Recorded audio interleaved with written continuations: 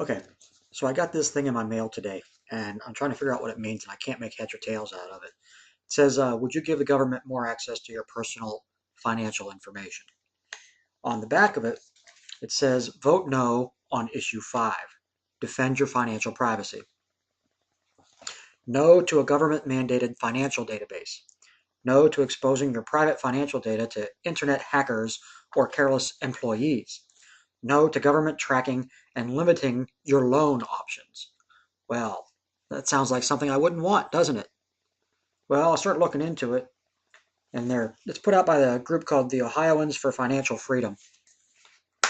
So I started looking into this thing, and it turns out Governor Strickland, earlier in the year, was examining the issue of payday loans. That's these people that they you go to them with your when you're broke and you have no money, and you ask them for an advance on your paycheck.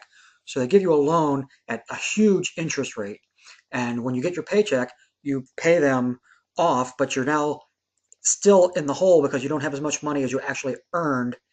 And it just is a continuing cycle that people get into over and over again because now they need more money, so they do it again. So Governor Strickland looked into this and he said, well, we don't want to completely disallow payday loans, but we do want to limit the amount of interest that they can charge or the number of loans that they can give to the same person because we don't want this person getting deeper and deeper into debt.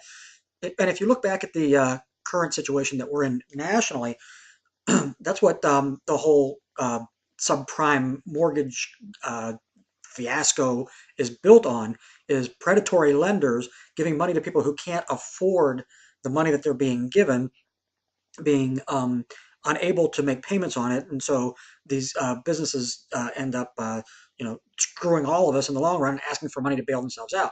So, we're all worried about a few people losing their jobs, maybe in these predatory lending industries. But when you get right down to it, here's how I read this, and somebody correct me if I'm wrong. The governor passed a law capping payday loans. So the payday loan industry put the governor's new law on the ballot. This way, if we vote no, the law the governor passed would be stricken down. Now, this is an interesting and intentionally deceptive way to skirt the law. The law, as the governor signed it and as our representatives wrote it, is perfectly constitutional. The payday lenders know that putting a repeal of the law on the ballot would never work. So instead, they are putting on the ballot a law we already have. That way, if the law is voted down, the law that already exists will be voided. The literature I got in my mail doesn't mention payday loans.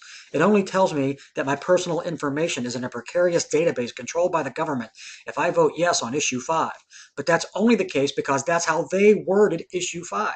So they are actually risking adding an additional threat to my personal information to get me to vote against a decision my representatives made that I actually agree with. Well, screw them. I'm voting yes. And to hell with all the predatory lender bastards. I hope they all go under.